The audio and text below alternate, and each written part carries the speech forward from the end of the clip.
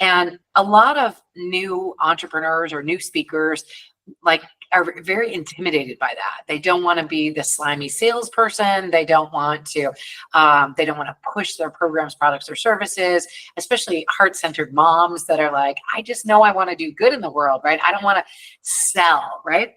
So the good news and the bad news about a speak to sell stage is the same news. It works, and it works really well. It's a very profitable opportunity. And so the speak to sell, people who do speak to sell, many of them are men, and many of them are very, very successful at doing that. But speak to sell stages doesn't have to be a pitch to a program. Welcome to Imperfect Momming.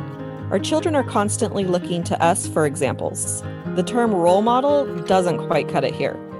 We are shaping their worldview with every move we make. You see, it's not in the lectures we give or moments where we are actively attempting to teach them. It's in the micro movements we make, the unconscious ways in which we navigate life. We are constantly teaching our children how to show up for themselves, their friends, their future partners, and even their future children. So what can we do to ensure we are raising thoughtful, compassionate, self-aware human beings? We have to become them ourselves. No one is perfect, but we can still all be better, and it starts with self-healing. Let's get to it.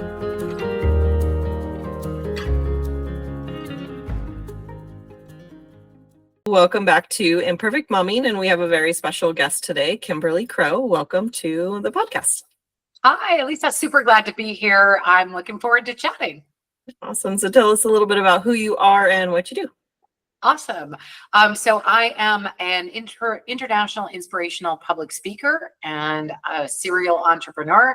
And I'm also the mom of two amazing kiddos. They are both adults now, but it certainly is an aspect of life that I would never change. Being a mom has been fantastic. In fact, I've had a chance to share some of my entrepreneurship with my kids. And I think that brings even another level to things. Yeah, I was actually going to ask, did you become an entrepreneur before or after they were 18? Before they were both 18, I think. My oldest might have been just about 18 when I went to full-time entrepreneurship. Yeah. And so you help with speaking, yeah? Yes, so I am all about helping women specifically raise their voice and share their message with the world. All the moms out there, even if you're not a mom, maybe you're just a fur baby mom, you probably have something that's a subject of passion for you that you would like to share with the world, right? That's something that has lit you up, that you're very excited about. Maybe it's just a subject of passion of yours. It could be about human trafficking or bullying, or it could be about your own business that you've created, or it could be about something that you're just super excited about. And all of those messages, I'm passionate about getting those messages out to the world. And I think as an international inspirational public speaker myself, if you go and Google that, you'll probably get a whole bunch of white guys and like 4 other people. And that's nothing against the white guys. They're doing a great job of grabbing the mic and getting on shows and podcasts. I just think that it's important for the rest of us, yourself included, all of us included, to be able to share on the mic and be heard as well, because we all have something important to say. Yeah. I like that, that I didn't actually realize that there was a difference between the TED Talks and the TEDx stage. Like, I didn't realize that those were 2 different things. But I love that TEDx has come along and given, somewhat normal people who have a passion and who have something to say it where they can, be on a stage and have exposure and have their thoughts be heard by other people. Because I think that that's something that women really do struggle with, is using their voice. Would you find that accurate? Yes, definitely. I think, there's heart-centered entrepreneurs, women who are just doing what they love to do, helping other people. I think that's how we show up in the world. But for whatever reason, we feel like that there's that I'm not worthy or imposter syndrome, where they don't feel like they can charge what they're worth, and that they can't speak up and share their message, that's left to other people. And I am very, very passionate about making sure that everybody gets a chance to speak. But it doesn't have to be on a TEDx stage. It doesn't have to be that elaborate. I said I spoke on over 5,000 stages, which is true. And I have had a TEDx, and I'm very proud of that. It has had over 70,000 views, and it's wonderful to be able to get out there. But it can be just on a podcast or a radio show, TV show, web summit. You could just be talking on a Facebook Live with a friend about what you're passionate about. And to be able to raise your voice, super important in the world. Not everywhere in the world are women allowed to be able to speak and share their voice. So if we are, I highly encourage us to grab that mic and get on the stage. We're actually going to talk today about 4 types of stages that you can get on. One of them you've already mentioned, which is the TEDx stage or the authority stage. Yeah, and I'll just share a little tidbit about my journey of being able to speak, and then we'll go into those 4 things. But you know, when I became a coach, I knew that I wanted to coach moms. Like I always knew that. And then I had a moment where I released some mom guilt, and I started seeing mom guilt everywhere. But my comfort wasn't in, or my confidence wasn't in my speaking voice at that point. I knew I had information in my head that people needed to know, that moms needed to know. And so I sat down and I wrote a book first. Wow. My confidence was in my writing. Even though I had taken like a 12-year unplanned break from writing, I still had more confidence there. And I started this podcast to get comfortable speaking. Oh my God. And that was 3 years ago. Do you know that about 1% of people who say they want to write a book actually do that? So you're already in the elite of the elite to be able to do that. It's pretty easy to grab a mic compared to be able to to actually write and publish a book. That's a big deal.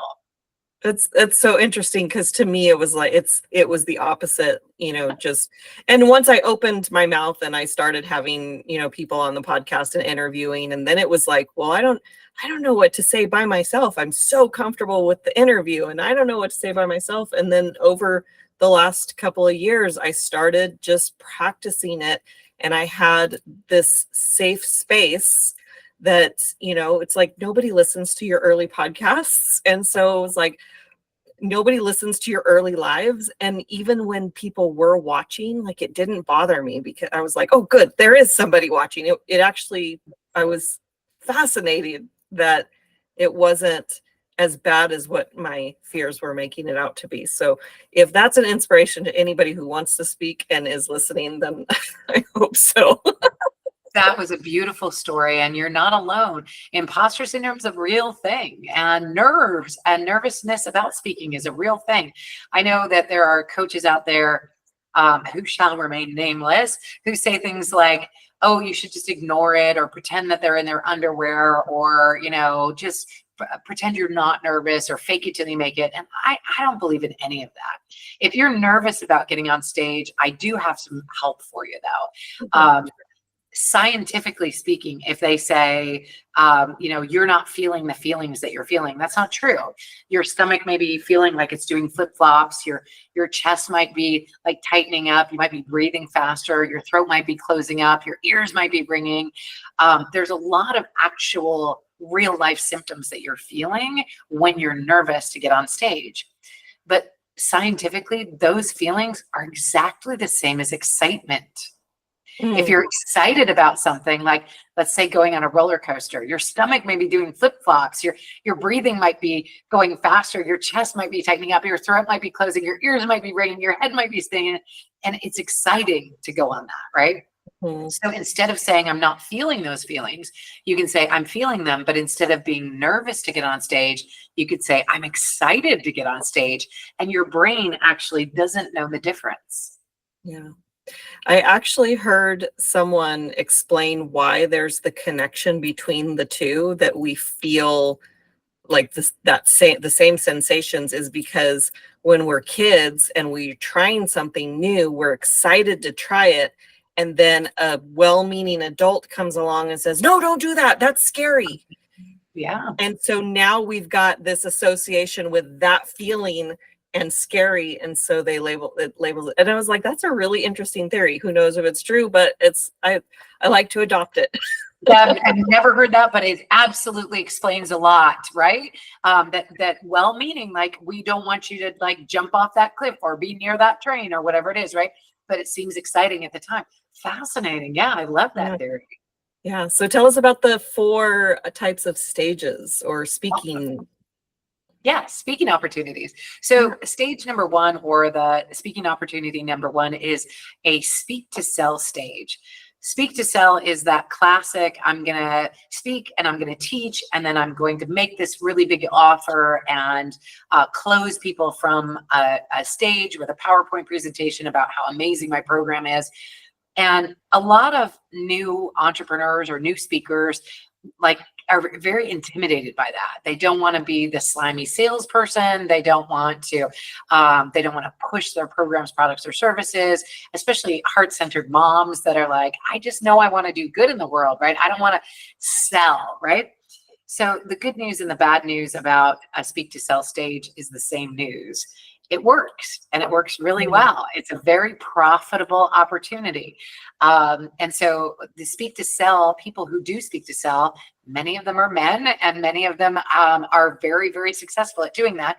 But speak to sell stages doesn't have to be a pitch to a program. It can just be a natural next step for people to take. It could be, if you're an entrepreneur, it could be just grab my freebie or my downloadable, or go to my website, or check out, check out the intro call that we can do together. We'll have a little coffee chat. It could be anything that's a natural next step from a conversation to the next step in their buying journey. Now, if you have a program, product, or service, that's awesome. You can just offer them the first next natural step and then allow them to learn a little bit more about you. It usually takes, Google actually did some research, and it found that it takes about 7 hours of research before somebody will make a buying decision. On average, 7 hours of research. So before you buy a car, you're not just going to see one and be like, I'll buy that one, here's a check. You'll actually do a lot of research. And you'll actually do it in different locations. Google found that not only do you need 7 hours of research, but you need to find information in 4 different locations to make sure people really are who they say they are. So how do you do that? Well, if you get on a podcast, or you get on a summit, or if you speak on a Facebook Live, those are all times where people can get more information about you, because they can listen to that content, and they can also see you in different locations, so that they know that you're not just fly by night. The other thing that they discovered is that it takes about 11 different touches before you'll make a buying decision. And that's pretty common. We used to say it's 8 to 12 touches, meaning they're not going to buy the first time they see you. Typically. Now they might, so don't hide your offer from them, but they might not buy for the first several times they see you. They're going to want to be sure that you stick around. So just, if you are getting on a stage and you do speak to sell, don't worry if you don't convert 100% of the audience the first time. They're just getting to know you. They're starting to get that exposure. So speak to sell stage, the way to profit from that one is to give people a natural next step to take in their buying journey. Yeah, I think that's very helpful advice, because I know that there are certain people that don't fit into Google's statistic. And I'm namely one of them, or maybe I'm just not aware of the times that it does take me a while to, because I do show up at the car lot and I'm like, I want that one, or whichever car I go in. It's insane. And then my husband's the exact opposite of me. He researches for 2 years, and then he test drove like 7 cars, and he still picked one he had never even heard of. Well, actually, that actually proves the Google idea and concept, because it's not It's not hard or set in stone. It's actually the average. So just you two right there, the average between you two is probably right in there at 7 hours of research in 4 different locations and 11 different touches, right? Because he took a lot longer than you did. And there's nothing wrong with that. And sometimes people will buy right away. So like I said, if you have something to sell, we don't want you to hide it. We want it to be available on your website and that they can take action right away. But also we don't want you to come out of the chute and try to sell your $25,000 offer to somebody and feel disappointed that they didn't buy a $25,000 offer off of a podcast that you did, right? Right. It's Yeah. just a thing. Yeah. So there's the people like me, which Right. we're the bonus people that we Right. buy the first time we hear about it. Excellent. Excellent. Wonderful. Everybody else it's going to take a minute. So to the entrepreneurs who think that they're going to, that they pitch their thing and it doesn't sell the first time, like, don't be discouraged. It doesn't mean that they don't want it. I'm a unicorn. Yes, they're just learning about you, right? They're just trying to figure you out. So there's nothing wrong with that. Just let them have an opportunity to learn and have a good follow-up series. So the way to profit from them, that one is to make sure that you have a natural next step that they can take in their buying journey. Are you ready for stage number 2? I'm ready. All right, stage number 2 is the one that most speakers and entrepreneurs would love to get on, and that is the paid speaking gig, that they will get paid to share their juicy goodness with the world. And I definitely love paid speaking gigs. I have had many different ones, certainly keynotes, but also there are many others that you may have done. Elisa, you may have done some of them. If you've ever been a teacher, you have had a paid speaking gig, because the definition of a paid speaking gig is to get paid to share knowledge with the audience. So all of my teachers out there, if you are moms, if you have ever done a substitute teacher role, you've had a paid speaking gig, right? Maybe it didn't go all that well, but it was a paid speaking gig. There are other ones out there as well. I have been an audiobook narrator. I've narrated audiobooks and been paid for that. I've done e-learnings where I've been the voice behind an e-learning and I've done voiceover. I've been a paid actress to be on stage. I've also been with a murder mystery theater group where we did impromptu speaking with the audience. It was super fun creating a murder mystery around folks. And that was a total delight. I loved that. And I've been an equestrian polo announcer where I came onto the mic at an equestrian polo game and announced professionally, called the game and told the score and all kinds of things. And all of those are paid speaking gigs. They're all opportunities to get paid for speaking.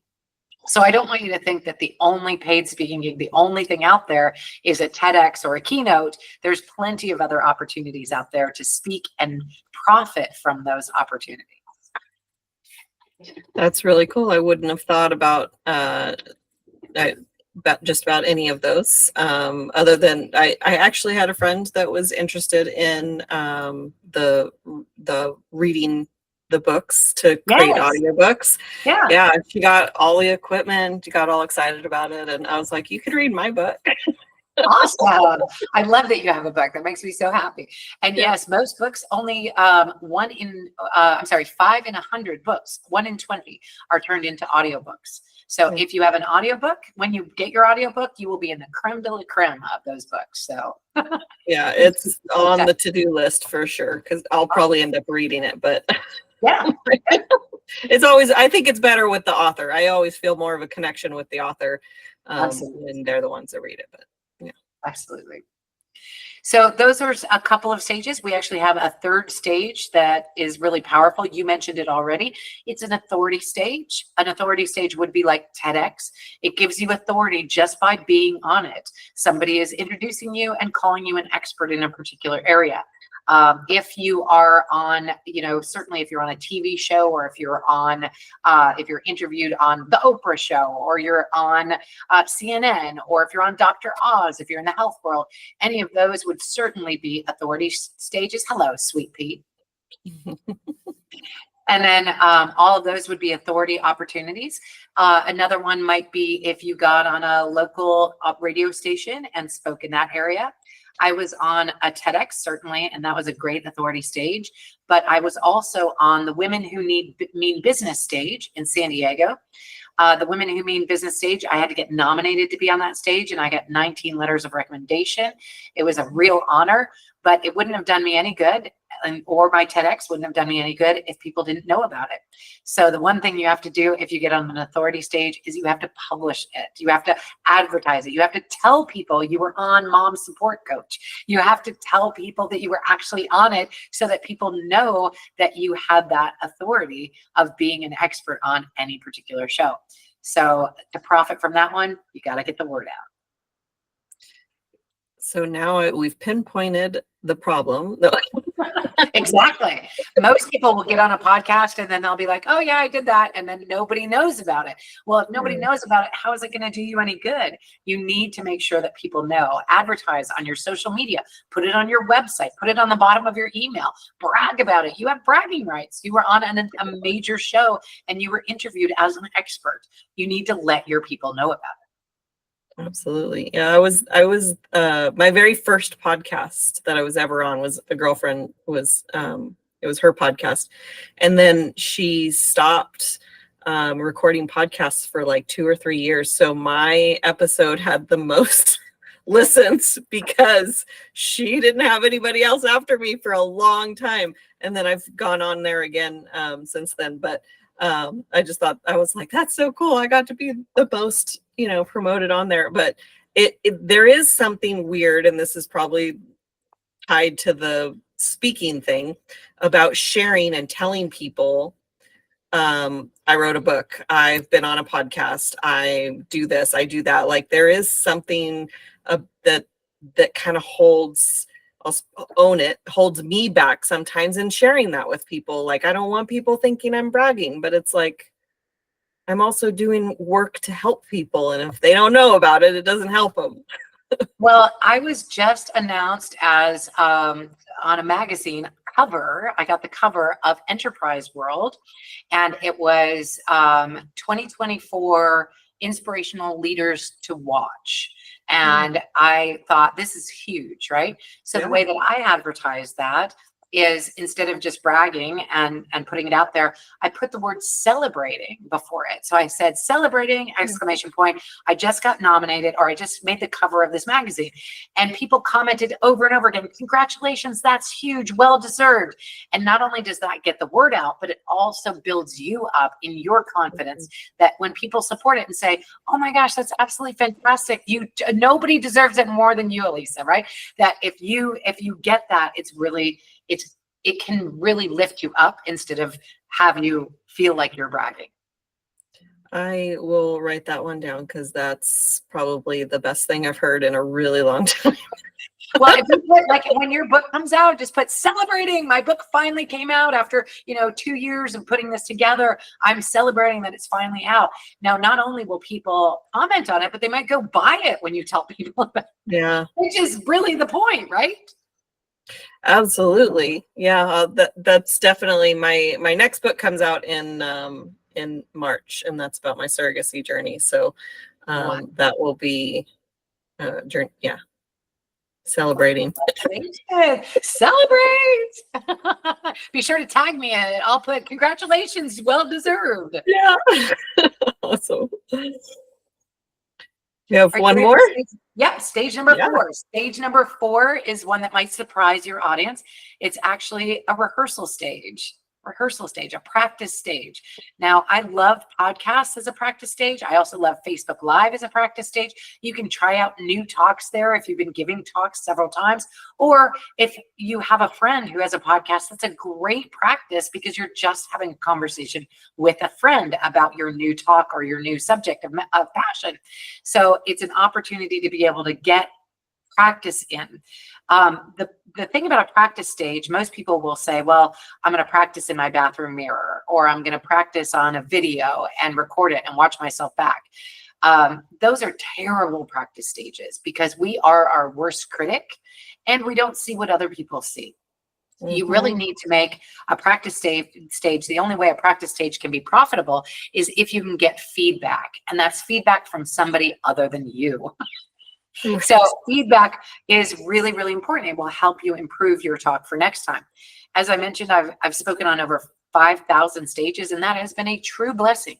But my best talk ever will be my next one, because I can always improve.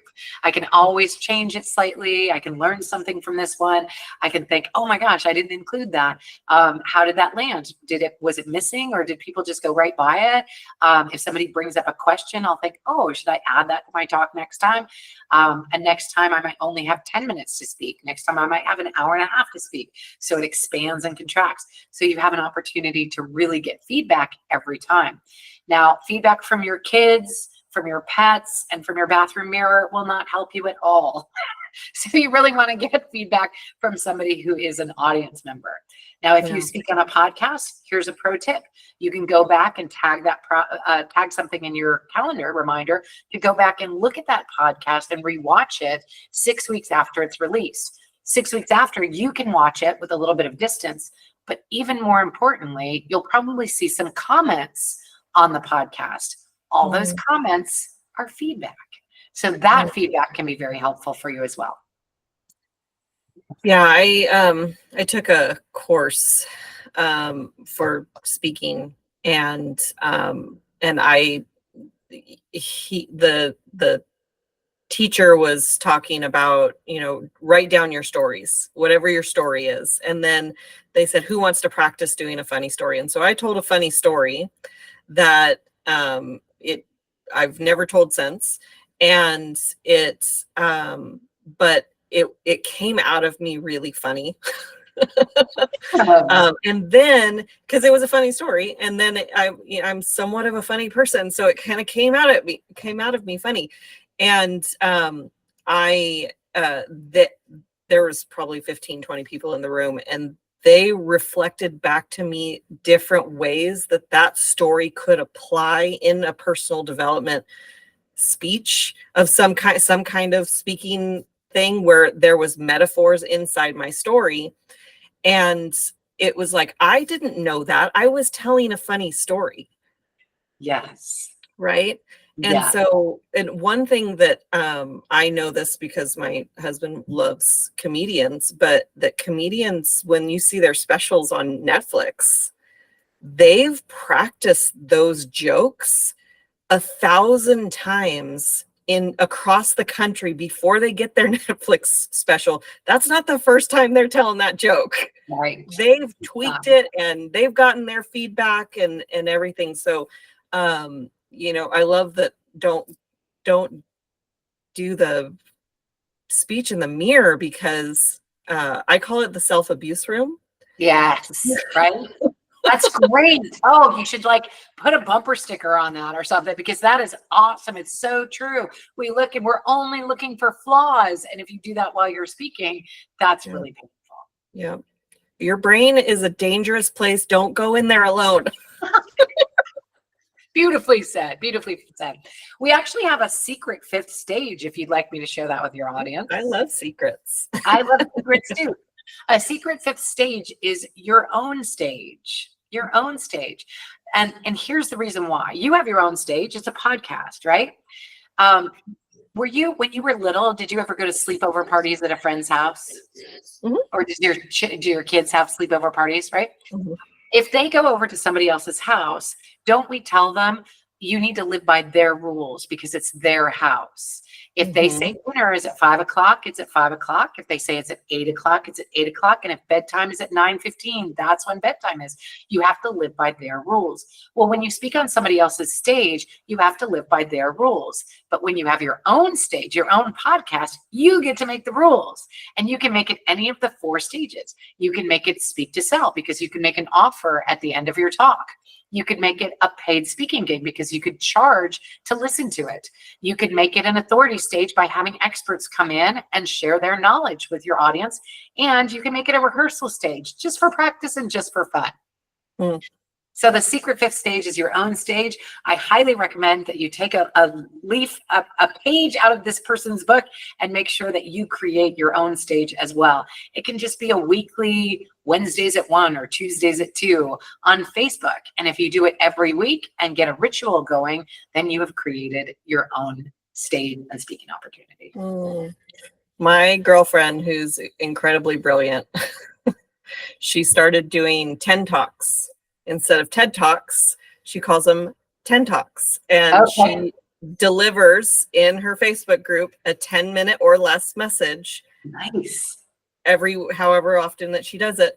And then when she does a YouTube video, then it's a 10x talk. And she does a little bit longer. I know, right? Like, I was like, I wish that I had your brain. I'm so jealous. I want to steal that. Definitely. Great ideas. Right? Yeah. So I love all these conversations. So you do you help women get on the stage or give them the confidence to get on the stage? Like what's your role? So I actually produce events. I produce stages for people to be able to get on. The one that your ladies might be most interested in is we have one on International Women's Day. It's called Voices of Women. And any woman with a subject of passion can come and speak. It's a $97 admin fee, pay to play, and they get a chance to talk and share their message of passion. But they don't have to have a prepared talk. It's interview style, just like this. So you're having a conversation with another woman and they lead you through your subject of passion, and you get to give a downloadable or a giveaway or a freebie at the end of your talk. You can have a call to action. So if you're speaking about homelessness, you can give a call to action, like call your senator, or you can say, download these 5 tips of ways that you can prevent homelessness in your neighborhood. Or you can, whatever you want to make as your natural next step that people can take. And I think that's really a powerful stage for moms these days. I really believe that more of us women and people of color and people that are underrepresented need to step up and grab the mic so that they can share their voices in the mix. Yeah, I think that's beautiful that you're doing that for women. And I mean, we are, I don't know how into the spiritual realm that you get, but the throat chakra and the more women have thyroid issues. I saw a TikTok thing that said that that women have thyroid issues, and they were blaming it on birth control or something. And I said to my husband when he shared that to me, I was like, no. Women have thyroid issues because we're not using our voice. Yeah. And and not that this is scientific proof by any means, but I'm the only woman in my family that doesn't have a thyroid issue. Oh my gosh, because you're using your voice so regularly. All the time. More and more comfortable with it. Yes. Yeah. As am I. Yes. Fantastic. Well, maybe I won't have thyroid later on. That's awesome. Yeah. And I do. This is not medical advice. This is not medical advice. I am not a doctor, and I do not play one on TV. Okay. And you said something, I was talking, so I don't know that the microphone picked you up, but do you remember what you just said before that? No. It's in the ether. So is there a piece of advice that you want to share with our moms listening? Yes. If you are not being seen, you're being overlooked. If you're not being heard, your message isn't getting out there. And if you're not regularly speaking your voice, then it's not going to have the impact that you want it to have before you leave the planet. What are you demonstrating to your kids about being able to speak up? What are you demonstrating to your family about the value of your voice? You are worthy. Step up and grab the mic. I'll move over for you. Beautiful. You brought up a story that I had heard about the same person that I went to this training with.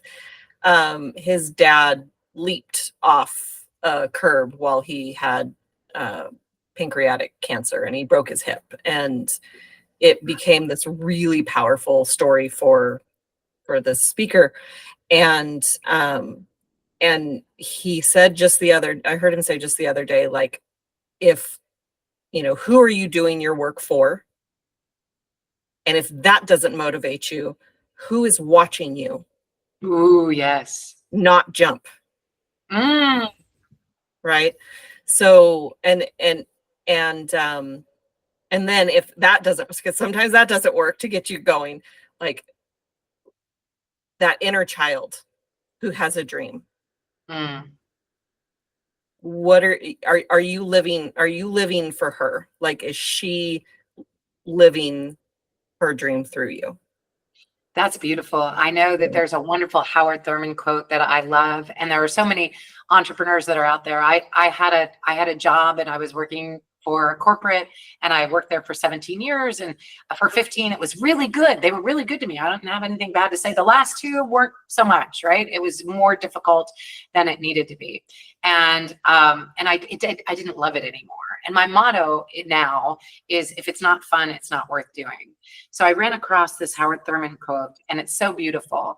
As an entrepreneur, we sometimes try to fill a need, right? And as a mom, we try to fill a need and fix things for other people. And what do you need so that I can be that for you? And Howard Thurman's quote is, do not ask what the world needs. Ask what lights you up. Because what the world needs are more people that are lit up. Yeah. Boom! I just thought that was so powerful. I was like, So yes, good. please, let's do that. Yeah, so good. Is there a book that's been instrumental in your personal development journey? Absolutely. You asked me that in the green room, and I was like, oh, I've got one. It's so delicious and so good. It's called Rejection Proof, and it's by Jia Jiang. It talks about his journey of being vulnerable and conquering fear. I think the subtitle is how I beat fear and became invincible through 100 days of rejection. So basically, he went out and exposed himself to places where he would be rejected. And as an Asian person that just wanted to please all the time in his life, he was just terrified of somebody saying no to him and rejecting him. And he went through this process where he would do these at first they were relatively small, like asking somebody for $20. And then then they got bigger and bigger and bigger until they got this like epically big, where he would knock on somebody's door and ask to play soccer in their backyard, like huge things that became like enormous, that just, the more he did it, the more he realized that he wasn't going to die from rejection. And I think it makes us all realize that the world isn't really out there to get us or crush us. It's really there just as sort of a backdrop to what we're trying to do in our lives. And if we step forward and open our throat chakra, take a deep breath, and make the ask, that you can become unstoppable. Yeah, I love that. And I think that a version of that trickled into, I don't know when that book was released, but it trickled into the personal or the direct sales business that I was in. And because they would challenge us to go out and get 100 no's. And I didn't understand why that would trigger me so much that they would even tell me to do it. I was like, I'm not going to focus on the no. And that was my sexy excuse, but it was that I didn't want to get the rejection. I didn't want to get the no. And and if you turn that into something to celebrate instead, like, let's get 100 no's, then it doesn't feel bad anymore. I love that. Yeah. So tell us where our listeners can find you. And for those of us that don't know when National Women's Day is, what's the date of your event? Awesome. I would love to. So you can come and find out about how to play with us at speakersplayhouse.com. It is a free event. It's live. It happens every Thursday at 10:30 a.m. to noon Pacific. For those of you in the East time zone, that's 1 to 2:30 Pacific. We would love to have you join us. And it is an opportunity to find podcasts like Mom Support Coach and other podcasts that you can be a part of and just either listen to or actually speak on. So I would encourage you to do that. That's speakersplayhouse.com. As far as the Voices of Women Summit, I would love to have all of your women listeners on that. You can find that at voicesofwomensummit.com. And March 8th is International Women's Day. So this particular year, 2025, it's going to land on a Saturday, which might be great for moms or it might be horrible for moms, depending on how you look at that. But it's International Women's Day every year. And so that moves around a little bit on the calendar. But this year, it's a Saturday. I love that, because that's when I'm going to be releasing my surrogacy book, is in March, because March is Surrogacy Awareness Month. Wonderful. Well, let's get talking about it on International Women's Day. I Absolutely. love it. Cool. Well, thank you so much for all of this. And if I don't know if anyone listening necessarily benefited, but I know I did. So I appreciate you. I appreciate you as well. Thanks for being here. Absolutely. And we will have another episode of Imperfect Momming for you all coming next week. And until we meet again, keep healing. Bye, guys. Thank you for tuning in to Imperfect Momming. It's time for us to step up and realize that our power is not in trying to shape our children. Our power lies in shaping ourselves into the people we want our children to model themselves after. Don't just do it for your kids. Do it for yourself. When you become a more self-aware, compassionate, and confident person, you and everyone around you benefit. For more information about me and my work, visit AliciaLyons.com. That's ALYSIALYONS.com. See you next time.